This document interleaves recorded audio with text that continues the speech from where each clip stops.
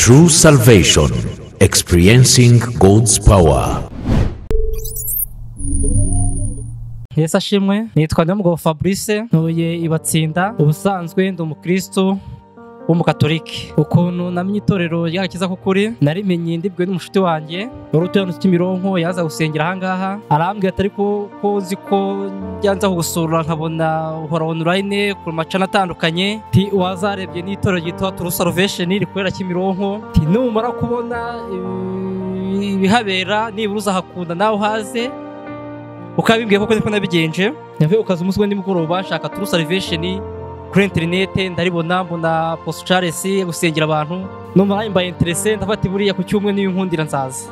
Wa mushuti yanjye rero yahise ku cyumwe mu gitondo cya karanyira cya message arambwira ati wibuka ko dufite gahunda yo gusengera kwa Post Charles Kimironko. Nibwo naje ahangaha tuzanye no mushuti wanjye ahangaha mpamenya gutyo. Nageze ahangaha mfite ikibazo, nagize uburwayi bwa kanseri yo mu maraso, narivuje uburyo bwose bushoboka, nahereye Kibagabaga banyohereza CHK naho banyohereza ku bitaro bya kanseri Butaro. Mpageze kuko nifite ibintu by'ibibyimba mu ijosi, bya bibyimba barabishiririza, bigize ngo biragenda, hacemo nk'ukwezi bya bibyimba biragaruka. Bongera nsubira Butaro, ngeze Butaro none barongera barahabaga, barongera bantera imiti ya kanseri, bya bibyimba biragenda, ariko nsigarana ikibazo cyo kugira ubuntu bwinshi bunyiruka mu mubiri bunjombagura. Umubiri kajya ncika intege nkamera nk'umurwayi wa malaria, ariko mwanegekaye burundu. Nageze ahangaha hari icyo kibazo ngifite, nafashwe 2018 biza ibintu by'ibyimba nageraga mu ijosi. Ubwo burwayi rero bwagezeho ingaruka nyinshi zitanoroshye, hamwe nageze ubwo ntakaza n'akazi kubera ko sinabashaka gukora, nafite ibyo bibyimba mu ijosi nta kintu na kimwe nkora.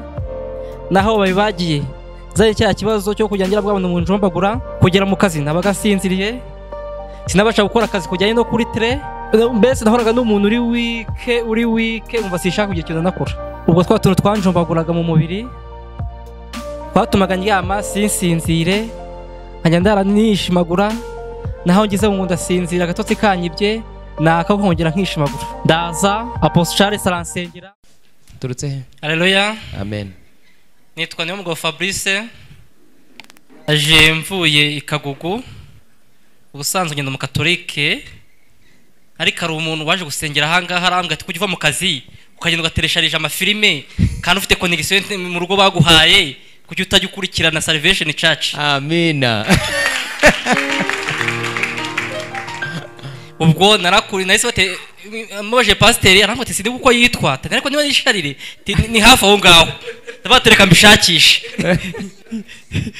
Ubwo shakishe Salvation itambonaho igiterane cyabare nko cyumweru, sanga ya masengesho ambwiraga mwari mwasoje mwatiye mutari online, kuko yaramwe nkurikene kuri Zoom mu muri online, sanga ntago muriho. Ndabatugo nzabireba ejo. Ubwo bro ndavuga ati nimva kuko nkurira Kacyiru, bati nimva Kacyiru nzi yaranje nce hano mbashe kuhagera nanjye yeza nkizi. Okay, cyifuzo ni ikihe? Icyifuzo mfite rero 2018 nagize ikibazo cyo kuyangira ibibyimba hano mu ijosi. Ibibyimba kuva 2018. Hanyuma muri 2020 mu ntangiriro zawo nibwo nagiye kwa muganga, barambwira ngo Ikibagabaga nta bushobozi bwo kukivura, babanyoje CHK banyoreza Butaro. Ngeze Butaro ti ufite kanseri mu maraso mbi cyane.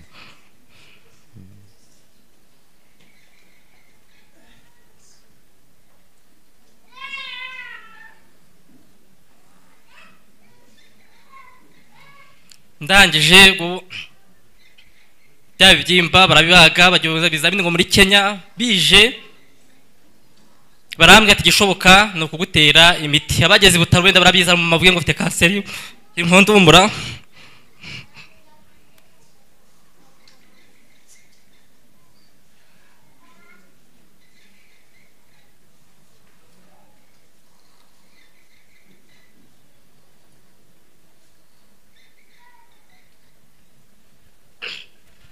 Ubwo bahise banshyira ku imiti njyaho batera imiti gushiriza, nta musatsi uba ufite, inzara zose zenda bikava byose kagenda. Byabe byimba kubwa amahirwe mbona biragiye, ariko nsigarana ikintu cyo kujya ndibwa umubiri, bafite ubuntu bunjombagura. hamwe ntekereza ko yakasite igeze ikira ubwo uyu muvandimwe umaze kubimbwira ejo bundi nakurikiye akavideo ka hano ndyamye nijoro ndarota naje ahangaha ndikubira ibyo mu mugongo bona bambwira ngo ndakize. Yo, haleluya. Umwami ntabeshya. Umwami ntabeshya. Ubwo rero arambwira ati rero uzashaka umwanya tujyane uvuye nko ku kazi. Ndavuga ati kuva ku kazi saa 11 nshobora kwajya nka saa 11 n'igice saa 12. Ti nibinkundira nzaza. Nijoro nibwo nyoheje message nka saa 4 z'ijoro. Tiko ndi bugeyo waje tukajyana. Ari hehe wakuraritse? Urayitwa Damura. Oh, Imana guha umugisha. Amaze iminsi aza. Ubwo ndangije ndavuga ati rero ndaje mu gitondo ndiyaranje amagiri. Naje rero. Yesa guha icyo ushaka. Gira hano. Nta kinanira Imana. Zamura amaboko yawe. Ubu umubiri urakurya?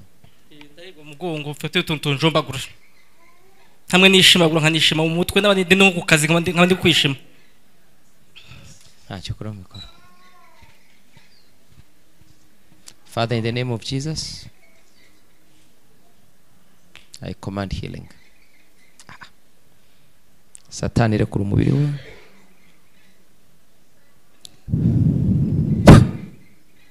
In Jesus name. Tegeka gukira. Nona. Nona. Nona. Nona. Be healed, Nona. Tegeka uburibwe bwari mu mubiri bwose ngo buvemo. Traces za cancer zose zishiremo nonaha. Now, in Jesus name. Thank you, Jesus. Nagushimye kugira neza. Izina rya Yesu. Genda ujye hari ugaruke. Hari. Yeho tugera kagera. Ushobora no gukoresha telefone yawe humura. Baguhe konti nurangiza uyikoze ku gicaniro gusa. Umeze ute umubiri wawe? Shaka kumva uburibwe uko bumeze. Hari umugongo tuba tunjombagura. Ndashaka kumbwira niba utwumva. Cyakeka icyo ndumva kize kindenga umubiri ntabwo ndiko twumva. Icyuya cyatembye n'ubu nko kwa birose. Ndiko cyumva mu mugongo. Kwa mkono wako kweli umenibariki. Kwa mkono wako kweli umenibariki. Urumva tutakujomba. Yesu ni umwami. Yesu ni umwami. No mwirengera ukamwifataho neza. Amen. Ukava ku idini ugashaka umwami Yesu. Yego. Imana izakwibagiza imibabaro yose. Amen.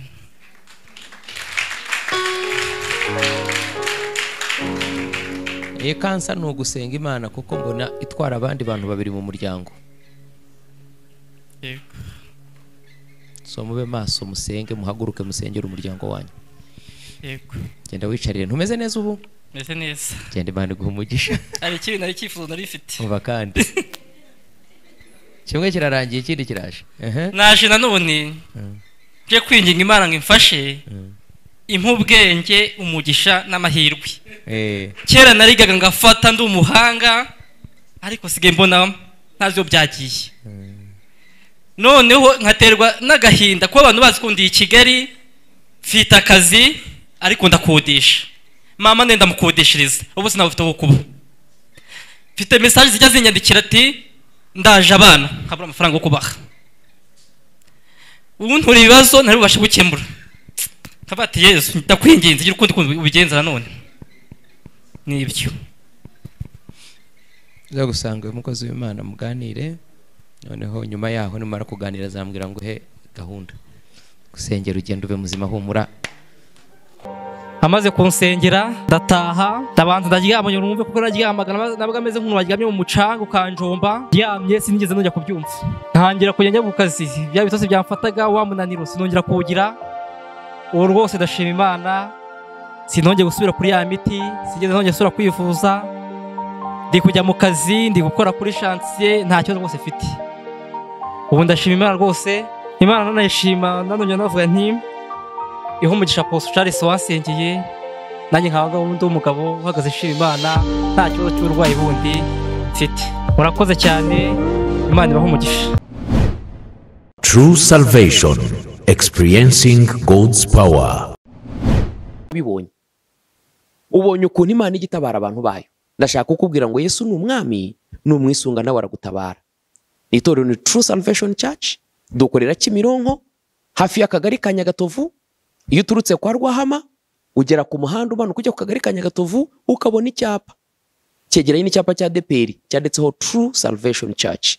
Iyo ugeze ku kagari nabwo ubona ikindi gikati iburyo hari icyapa, ndetse uturutse no mu muhanda wa Kibagabaga ukareka umuhanda ujya ku murenge wa Kimironko, mu kuboko kwawe kw'imoso uhahita uhabona icyapa cya True Salvation Church. Hirya gato ya kontineri y'umutuku uzabubona imbere yawe icyapa cya True Salvation Church. Hariranga ngwino, ntucikwe, ntiwiyahure, ntiwihebe, ngwino ubona Imana. Ndagusabye ngo niba udasinzira nijoro ukaba uhagaritse umutima, Yesu aravuze ngo ngwino yewe urushye n'uremerewe, ngwino ndakuruhura. Tuguhaye ikaze, nze kuzabona Imana kandi turabakunda. Shalom, Imana ibahe umugisha.